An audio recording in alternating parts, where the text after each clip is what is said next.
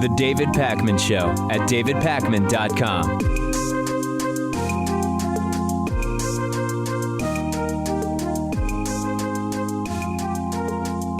Alexander Litvinenko was once a KGB operative who eventually turned into a British intelligence agent and a strong critic of Russian President Vladimir Putin. And you might remember almost a decade ago, Alexander Litvinenko died after a radioactive polonium ended up in his cup of green tea at London's Millennium Hotel. And for almost a decade, we've been wondering whether Russian President Vladimir Putin was involved in that poisoning. And earlier today, a highly anticipated British inquiry released the results. The report says, indeed, it is likely that Vladimir Putin personally approved the poisoning. And the inquiry found that two men had deliberately poisoned Litvinenko. They were almost certainly working on behalf of the Russian intelligence agency, FSB. The two assassins have been named as Andrei Lugovoy and Dmitry Kovtun. They remain in Russia. Lugovoy, former KGB officer, is now a member of Russian parliament. He called the allegations absurd.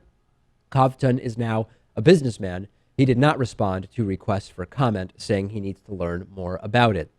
One detail that we have is that what might have put Vladimir Putin over the edge in ordering this poisoning is the allegation made against Vladimir Putin by Litvinenko that Putin used his position as head of the Russian intelligence service to destroy video evidence of himself having sex with underage boys. So what's the impact of all this, Lewis? If true, certainly tensions are going to increase between the UK and Russia. There will be more of a focus on other suspicious deaths among Vladimir Putin's enemies, something we've suspected for a long time.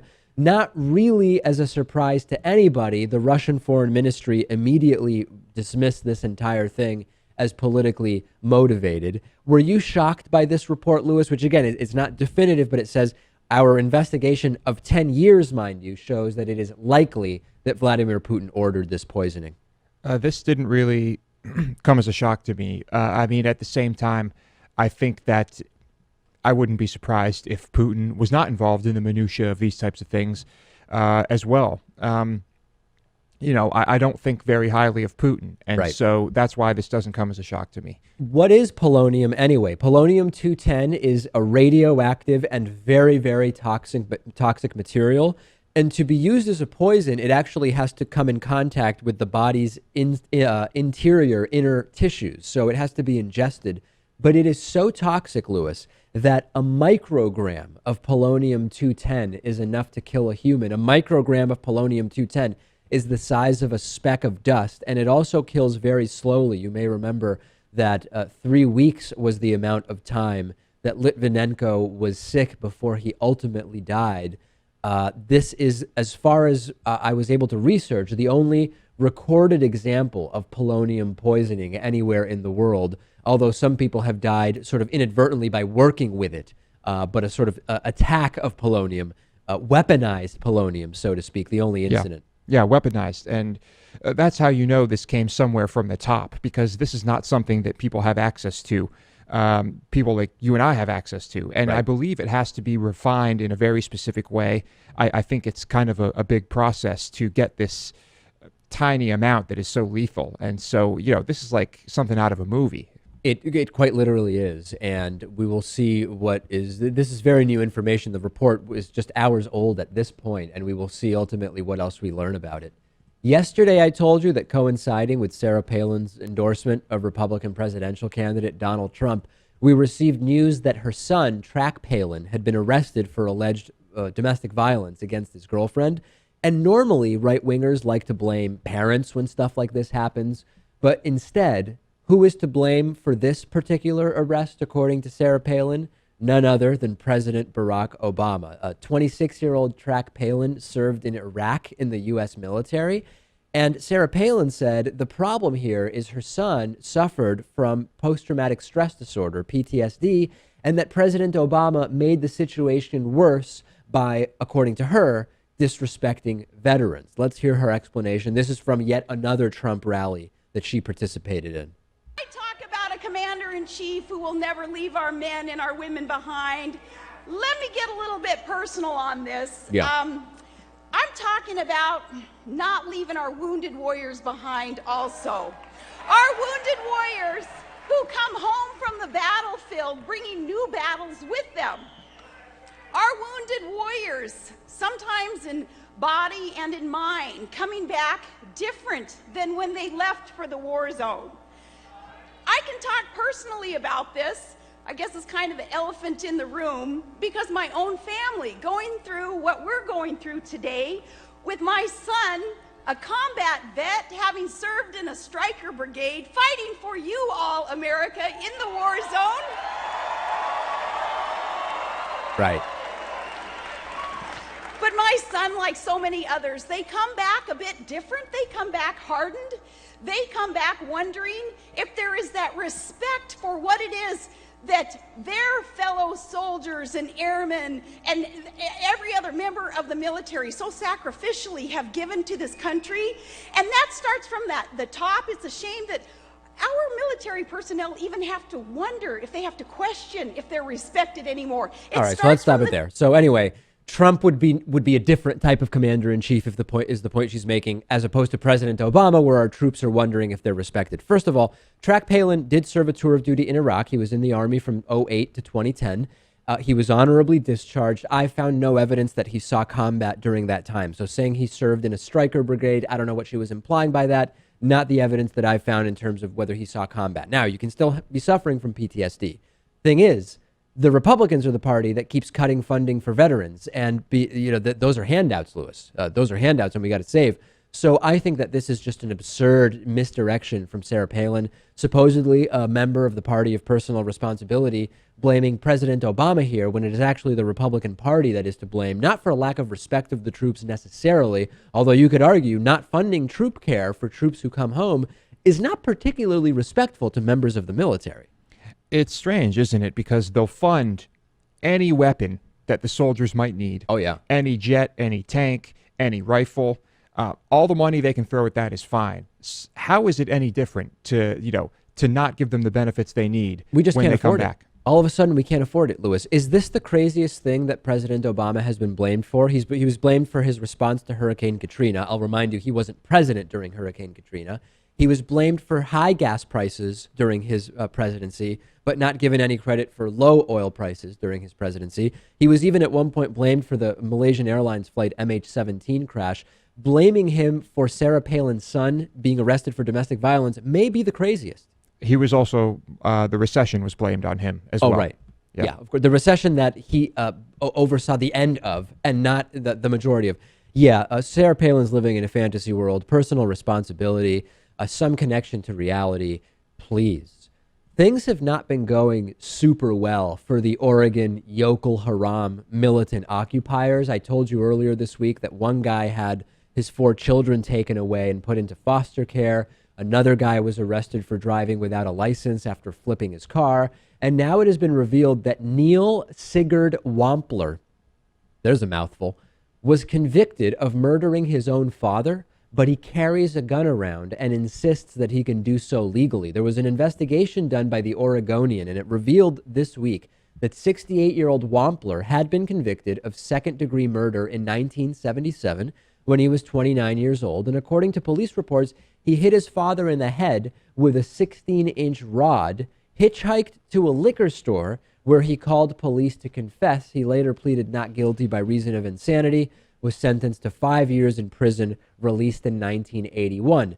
He denied to the paper that he was the murderer, but the San Luis Obispo County Sheriff's Office spokesperson, Tony Chipola, confirmed that indeed the militant in question in these videos from Oregon is Wampler. And Chipola noted that Wampler's murder conviction prohibits him from having a firearm. However, Wampler insists, oh no, I can legally carry a gun. He was asked whether he was carrying, and he responded, oh yes. That's a quote, Lewis. Oh yes. I have some audio and video of Wampler here. He's the guy in the green jacket, if you're watching along with me. Okay, what about you? Why are you here? I'm Neil Wampler. I drove So we're not hearing audio on that. What do we have on that? Can we get audio on that? compadres I in think this effort something against something federal went awry here with the video. I mean, with Something the went audio. wrong. Well, anyway, if you're watching, you at least saw video of this guy. There he is. Seems like a totally reasonable guy to me, right? I mean, aside from killing someone and saying you were insane, he seems like a totally lucid and reasonable representative of this Oregon armed Yoko Haram militia, doesn't he? It makes you wonder what percentage of this militia are, what seem to be unstable Right. people. They're all model citizens, except for that dude who one time murdered his father. But hey, nobody's perfect. Yes, so that's kind of worrisome, and I can understand why, authorities are probably, this probably makes them want to end this even less, avoid a confrontation where, Yeah, exactly. where, the gunfire would just be, out of control. Yeah, I wouldn't worry about this guy. I mean, authorities should let these guys continue as long as they want because the guy who killed his dad, he presents no risk whatsoever to Maybe anybody. they'll all start killing each other. You know what? We already saw one right-wing militia dude kill another right-wing militia dude over a dispute involving a gun. So you're sort of joking, Lewis, but it's happening already. I know. Just imagine when someone misquotes the Constitution and all the guns come out and it's just a hail of gunfire. Then who is the good guy with the gun? I certainly don't know. I'm on Twitter at dpacman. Lewis is on Twitter at lewismotamedy. Send us your thoughts on these stories. The David Pakman Show at davidpakman.com.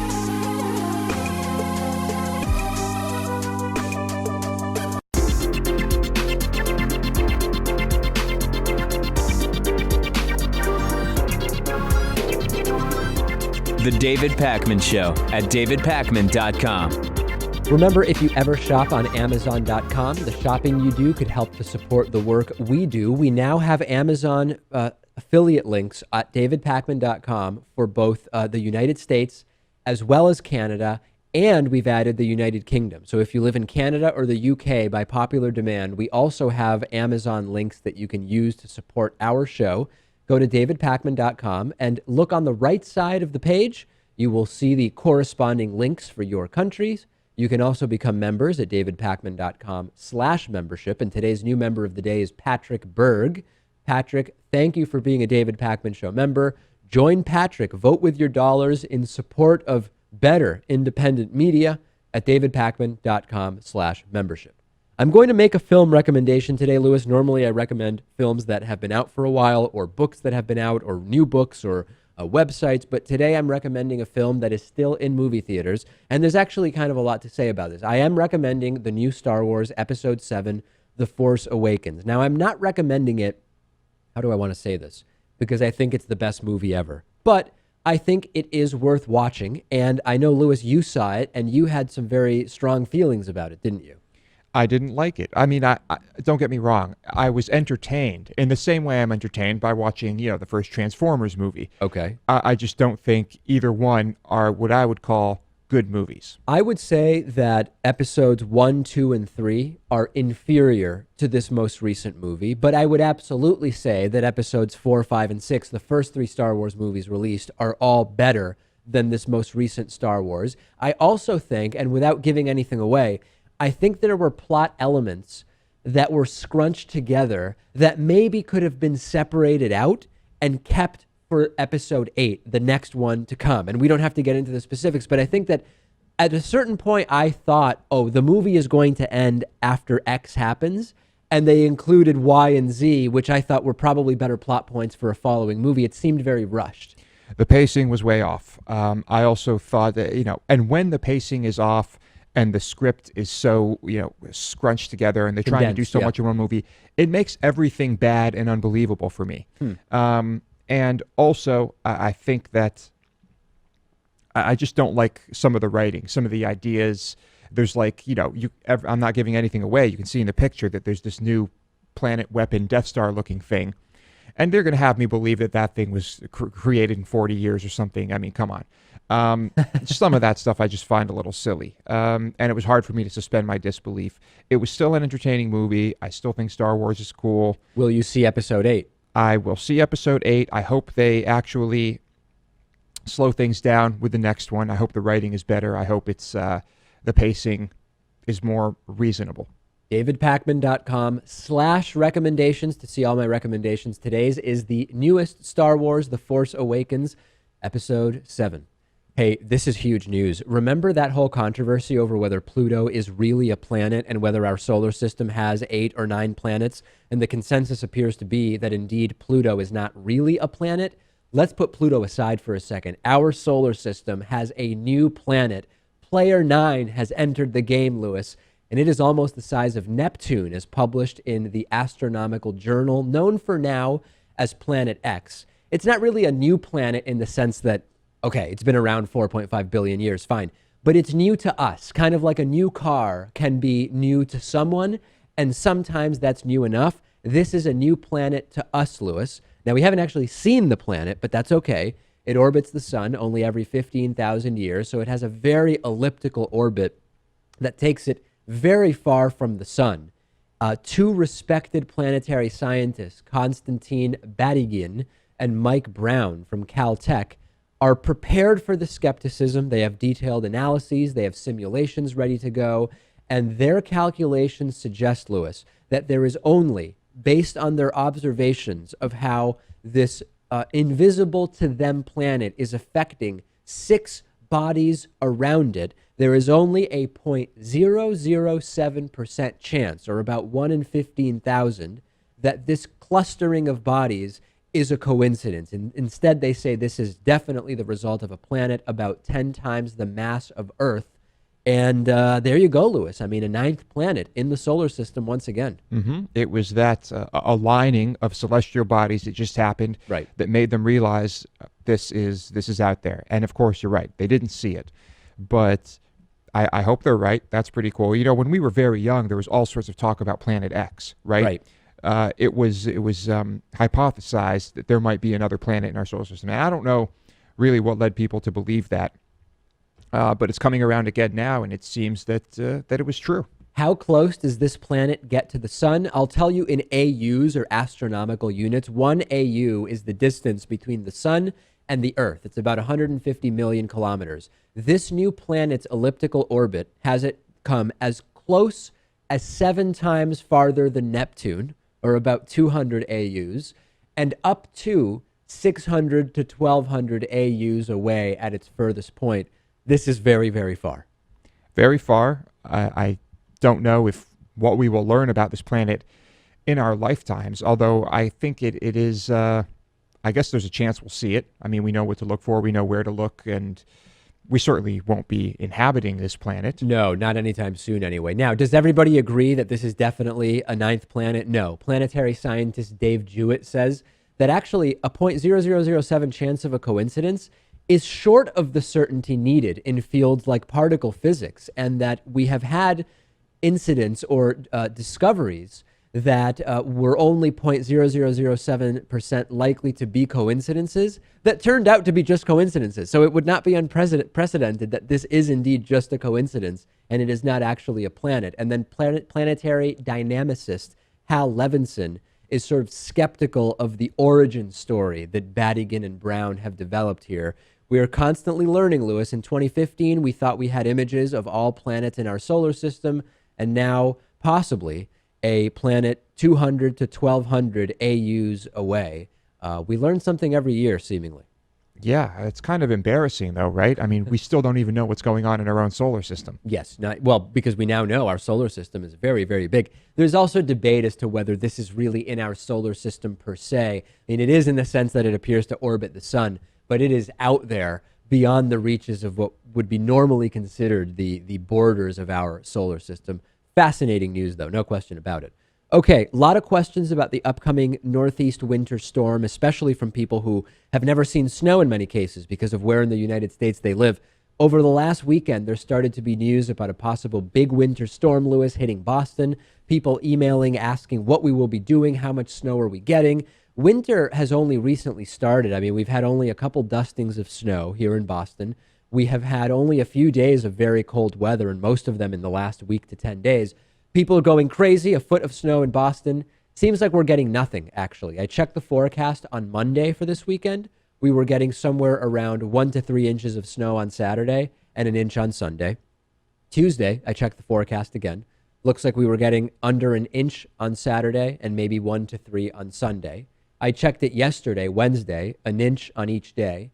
And I log on this morning to weather.com, and it seems we are getting absolutely no snow whatsoever. So I don't anticipate, Lewis, the David Pakman Show studios being knocked offline, as happened infamously on the Halloween ice storm a few years ago. But it does seem like other parts of the Northeast, Washington, D.C., may be hit very, very hard. Yeah, but at the same time, things could change. It's still a little bit early, although it is a pretty big storm. And I think D.C. is getting hit. I think so, yeah. 1 inch yesterday in Washington, D.C. caused delays for some people where it took them an hour to drive 4 miles. Okay. I can't even imagine what's going to happen in D.C. if they get a foot of snow. How do you prepare, Lewis, when there is a big storm coming, or when we were supposedly having the hurricane in western Massachusetts a few years ago? Are you a prepper to some extent? What preparations do you do?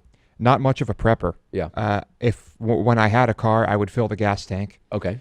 And other than that, I mean, maybe just get a bit more food than I normally would. Right. That's it. It's usually chaos at grocery stores. I'm mixed about this because I am not a prepper whatsoever. I mean, I have like a flashlight with some extra batteries.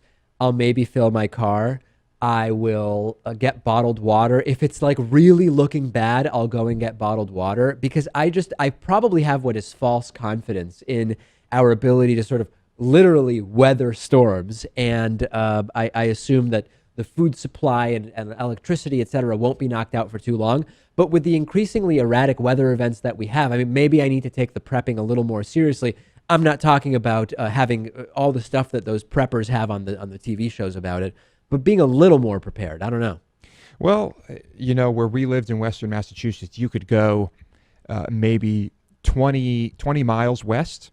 The elevation would be so drastically different, right, that what would be a few inches of snow in the valley would be an insane ice storm over there, where there's quite literally an inch of ice on all the branches. Yeah. And when you live over there, I think it's completely different. So here at sea level, I mean, how much do we really need to worry about some snow? Yeah, I mean, I guess it's good if it's going to be really bad to at least have an idea of where you could go where it wouldn't be as bad. Although maybe being at sea level, we are where it wouldn't be as bad. Although at the same time, being at sea level, you're more at flood risk. I don't really know. I don't know how far it makes sense to go. Yeah, I don't know. Of course, Boston isn't really known for having a lot of snowfall.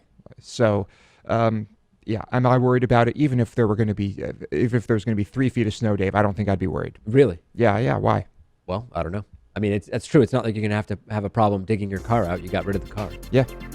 All right. We'll take a break. Coming up next, health myths, diet myths, exercise myths. We're going to debunk all of it with Tim Caulfield. The David Pakman Show at davidpakman.com.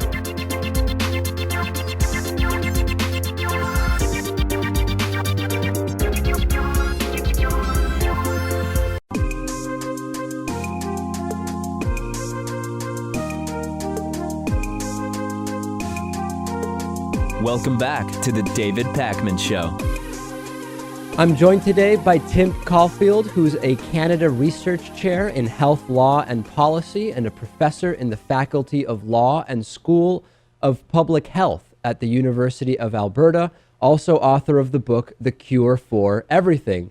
Tim, I have so much to talk to you about involving bogus diet claims, bad science, fitness programs, etc. And it's sort of difficult to pick a specific point where we can jump in. So let's sort of work backwards.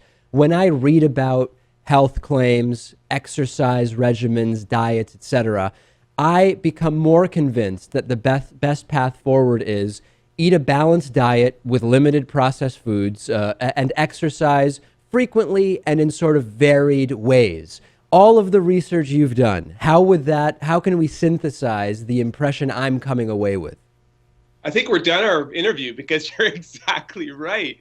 All the evidence supports exactly what you said. I always have like a handful of things I say that people should do that will take them 95% of the way to a healthy lifestyle. So the evidence-based, science-based stuff that will take them 95% of the way to a healthy lifestyle. So, you don't smoke. That's the big one. You exercise, get some real exercise, active living, right? You eat a balanced diet. And there's really no magic there. And that's the funny thing is because people are always trying to inject magic, right? But there is no magic. lots of fruits and vegetables, whole grains, healthy proteins. All the evidence tells us that all these other kinds of diets, long term, don't really make a big impact on our health or our weight loss. So, I think you've kind of hit the nail on the head. So let's break down a few of the ways that people sometimes think they can make really big changes to their both weight and health. The first is when we see a diet advertised that says you will lose weight by eating our particular type of food, right? Sometimes it's shakes, Right. sometimes it's meal replacement bars, et cetera, et cetera.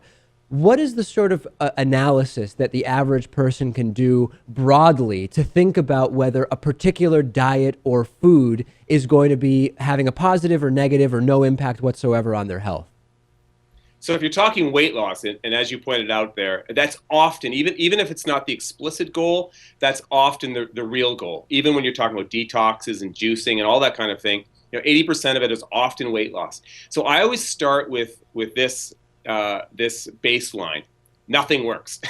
That's the baseline.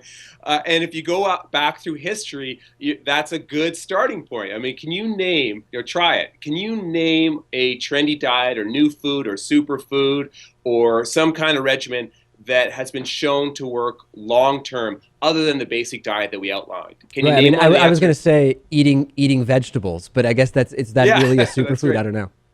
Yeah, and to be fair, the only kind of diet that has clinical evidence to support it is the Mediterranean diet, and I guess the DASH diet too, which was a sort of a variation on that. And that's basically what we just described, right? Lots of fruits and vegetables, whole grains, healthy proteins, etc. So everything else beyond that, just assume it doesn't work.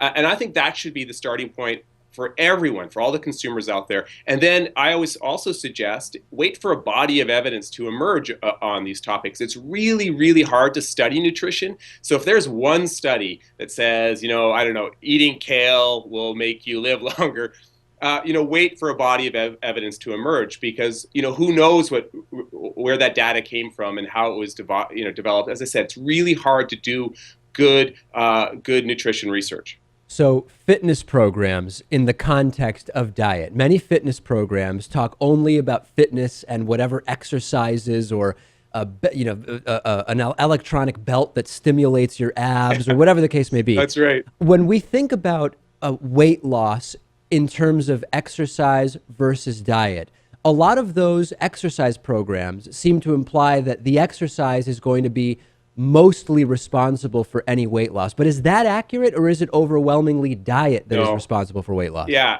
So two things going on there. Again, you've nailed it.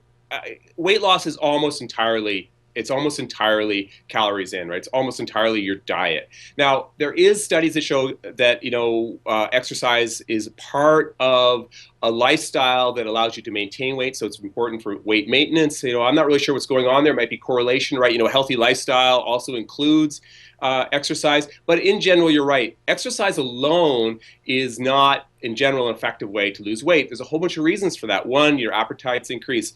Number two, people greatly overestimate the amount of calories they burn when they exercise. Number three, there's some compensation behavior going on. I don't know if you do this, I do it. You have a really big workout and you go, I'm going to have those chips now. I earned it. You've probably completely negated any kind of calorie burn that may have happened as a result of exercise. And it's really hard to maintain a calorie deficit through exercise alone. So you have that going on.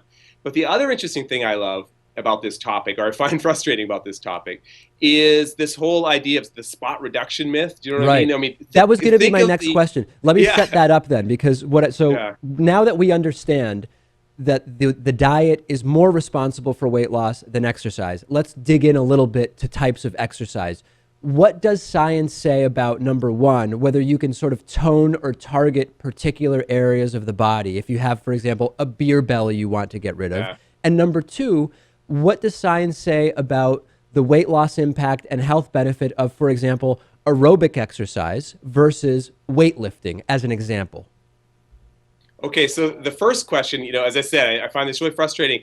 And we've actually thought about trying to quantify quantified the amount of space that myth takes up in the fitness industry. Because I mean, think about it: the number of products, number of magazine covers, the number of books that are about toning particular parts of your body. Sexy abs, and having toned arms for your wedding, or Right. you name it. Right. It's biologically impossible. That's the bottom line. You can't tone a particular part of your body. Yes, you can get your muscles stronger there, but in order to have those kind of sexy abs, to have your muscles showing, which is really what we're talking about, you got to lose a whole bunch of weight. That's sort of the bottom line. I have this slide I use when I'm giving talks. It's kind of funny, and I show all these really cut, sexy abs, and they're all rock stars that were heroin addicts at the time, like Right. Sid Vicious, right? It's all about having an incredibly lean fat. So that's a myth, right? So ignore that. And the other thing I don't like about that is it emphasizes aesthetics, right? Appearance, and you should be working out to achieve these kind of appearance goals. When again, studies show if that's your goal, you're less likely to do it long term. You're less likely to be happy with the outcome. You should really be doing it for intrinsic goals. It makes you feel good. You like the fact that it's getting you healthy. So then what kind of exercise should you be doing? And this is more complicated, because I think that all exercise is good. Active living is awesome. If you found something that you enjoy doing, keep doing it, and that's fantastic. But if you're just talking about pure straight up efficiency, right? All exercise is really about adaptation. So breaking down your muscles, breaking down your system, and having it build up stronger, right? So I think the best data says, and again, it's hard to get, accumulate a body of knowledge here, but I think it's interval training, right? So that's your aerobic exercise is interval training. So that's going hard for a period of time, resting hard for a period of time. And then I also think that weight training is often underplayed, how important it is. Now, that's starting to shift. Even since I wrote for The Cure for Everything, I think the importance of resistance training is starting to be recognized more and more, particularly for elder people. But I think it's still underemphasized. In fact, when I was researching the book, and I asked all these experts, if you could do one exercise, what would it be? And almost everyone said, a few people said the interval workouts, intense interval workouts, but a few said an intense resistance training workout. So, working out with real weights intensely over a period of time. Let's talk a little bit about detoxes, cleanses, colonics, eating clay, right? All this type of stuff, with the idea that every once in a while you want to sort of cleanse your body, empty the body of toxins, etc. Proponents say it's natural, it's healthy to clean out the body in a world of processed foods and toxins and pollution, etc. Good to press the reset button. But is there actually any evidence, scientific evidence, that says there's a benefit to doing these things? Yeah, again, a topic I love, because I don't have to equivocate here. I don't have to pull any punches. There's no evidence to support this massive industry, and it's a growing industry. I once did just a couple days ago, I did a Google Trends mapping that were dieting against cleansing and detoxing, right? And dieting's going down, and cleansing and detoxing is going up. And I think it's exactly what you said. There's this idea of purification. The idea of dieting is going out of favor. It's almost vain, and it's not about health, and it's bad for body image. So everyone's talking about detoxing and cleansing. No evidence to support it at all. You've got organs in your body that do that for you, number one. Number two, there's no evidence that the proposed regimens will actually detox your body. But there's no evidence to support the idea that this, whatever the product is going to work.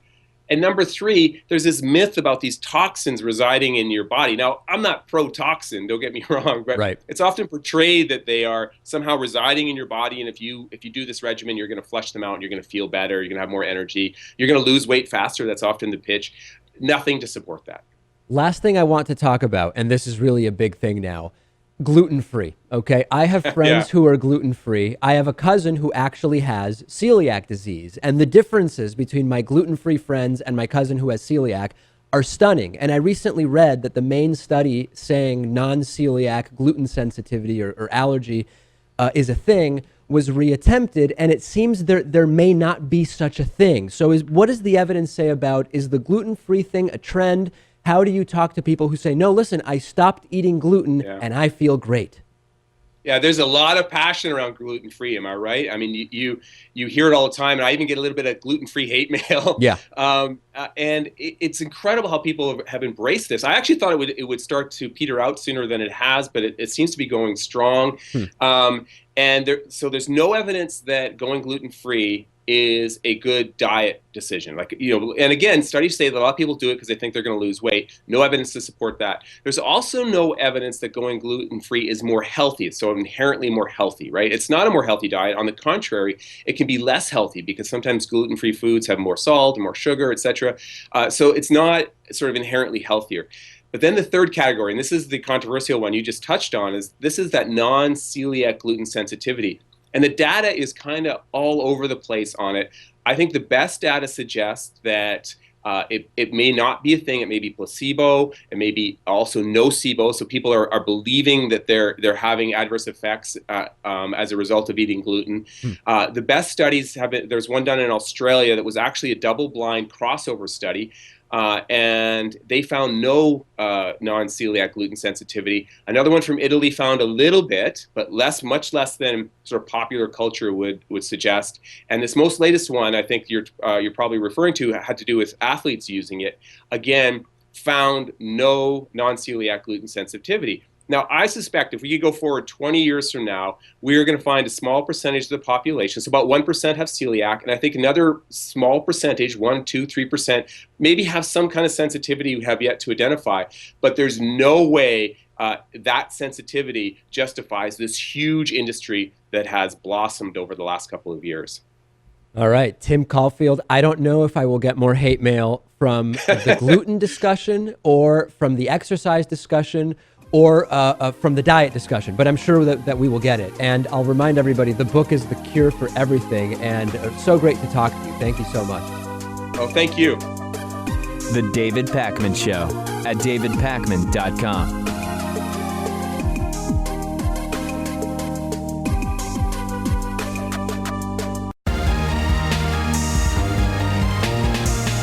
The David Pakman Show at davidpakman.com.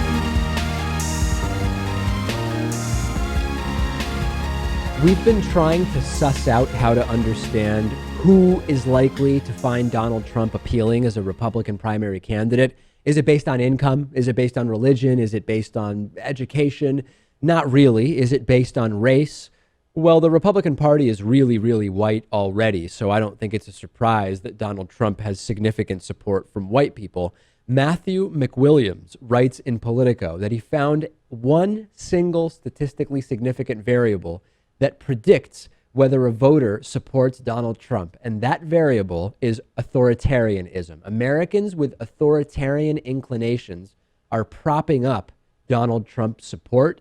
And the way Matthew McWilliams did this is he conducted a poll in December under the auspices of my undergraduate alma mater, the University of Massachusetts in Amherst, sampled 1,800 registered voters. He ran a statistical analysis, and he found that education, income, gender, age, political ideology, religiosity had no significant impact on a Republican voter's preferred candidate, and that just two variables were statistically significant: authoritarianism and fear of terrorism, with authoritarianism being far more significant than fear of terrorism. And the political behavior of authoritarians has been widely studied, and when we look at it, it's very obvious what's going on here. We know that authoritarians obey.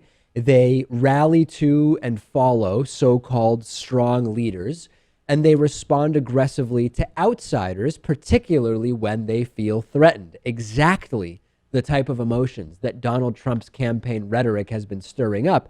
And remember, not all authoritarians are Republicans, but political scientist Mark Hetherington has found that authoritarians have moved significantly to the Republican Party and away from the Democratic Party over the last 14 years. And I think, Lewis, it's always interesting when we see something that we sort of intuitively understand put into a scientific or statistical analysis, and we see it here, and it is not at all surprising.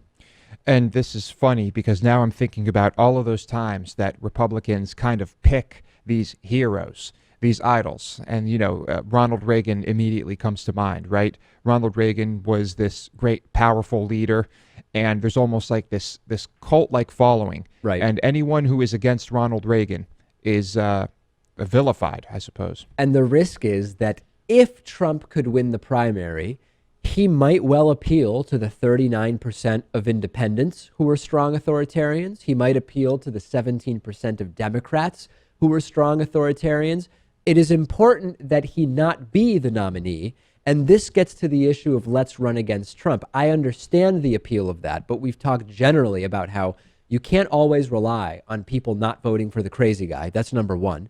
And number two, because he is appealing so strongly to authoritarians, there is some risk that with 39% of independents and 17% of Democrats, I'm just saying it's not a guarantee that if Trump is the nominee, he loses in November. I think about a Democrat voting for Trump, and my mind is blown. Seems crazy. It does, even an independent. We've talked about the Japanese farming technology before, where lettuce can be grown in these indoor vertical factories where the climate and the light can be controlled to optimize lettuce growth. And we have more interesting futuristic farming news from that same company called Spreadco Limited that owns the indoor farm in Japan.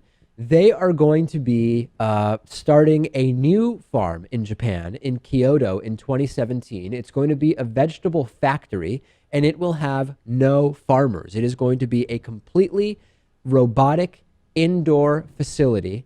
It's going to fully automate the processes that would normally require people. They are going to reduce labor costs by 50%. They are going to double productivity per unit volume, and they are going to optimize lighting and air conditioning and moisture and water use. And incredibly, 98% of the water used in cultivation is going to be recycled. We're going to reduce the risk of human contamination by not having human farmers involved. You're going to be able to grow and harvest round the clock, and the initial investment will cost only 75% of what a non-automated facility would start to run. That would end up with the same level of productivity. Absolutely fascinating, Lewis. People concerned, of course, though, about job losses. Yeah, understandably so. But there's a lot to talk about here, especially when it comes to the job stuff. Let's not get into that. I think that given our level of technology, most farming methods just don't make sense anymore. Right. We really need to move in this direction. And, I'll just put the job thing aside. Don't send me that hate mail. I understand that. Okay. Maybe with certain crops, it still makes sense to do things the old-fashioned way. Corn, maybe potatoes, the things that are really easy to grow, that don't use insane amounts of water. Or if you're in areas where rainfall takes care of that. But as far as almost everything else goes, it's so much more efficient, clean, healthy, and safe to do things this way. And add to that, when we think about the environmental impact of if you can produce more locally in urban areas, right? Think about the reduction in transport that's necessary. Although I get it, that's more jobs of people driving trucks that are lost. We really need to start preparing for how society will reorganize in a positive way around the inevitable destruction of many industries that is going to happen due to automation, because it is just so abundantly clear that's the way it's going. Saying everybody's going to be sitting around, they're going to make no money. We really need to start rethinking society and our relationship to work. And this story, in addition to so many others, make that abundantly clear. That's it. If you think about our society and the way it operates now, and you kind of inject this, there's a conflict. But yeah, we need a paradigm shift. I mean, you need to think about things in an entirely different way, realize how this will help you instead of how this will hurt you. We have a voicemail number. The number is 219-2-DAVID-P. This is a voicemail reacting to that list of demands from Oregon's armed Yokul Haram militia. One of the items they were demanding was tampons. We were confused. Why would they need tampons? I thought it was all men involved in this occupation. And we got a voicemail explaining why they need them. Oh, yeah, I meant to call earlier, but I forgot. You asked why those guys asked for tampons at the Oregon place? Yeah, if you get shot, you can jam a tampon in the bullet hole, and it swells up, and it blocks the blood flow, and it stops you from bleeding to death. There it is. Yeah, so that's the explanation as to why Yokul Haram needs tampons. It makes a lot of sense, actually. I don't know if that's the most effective way to do that, but I wouldn't put it past the yokels to think that that might be a good idea. On today's bonus show, we will talk about an ancient massacre being unearthed. We will talk about Star Wars Episode 8 being pushed back. Also, one of my favorite somewhat older novels is being turned into a series. We will talk about that. We also have Tuesday, January 26th at 8 p.m., a David Pakman Show town hall meeting for all of our members. So if you're interested in participating in a town hall meeting with Lewis and with me, you can ask us questions about the future of the show, about the upcoming election, about anything you would like. Subscribe at davidpakman.com/membership. Every member will get an invite to our upcoming town hall meeting. And we have such a great bonus show every single day. I mean, even town hall aside, which is very cool, by the way, town hall aside, why not get the bonus show every single day? If you like the regular show, the bonus show is more show, where Lewis is the host and I'm the sidekick. So sign up at davidpakman.com/membership. That's it for today. Speak to you in just a few minutes on the bonus.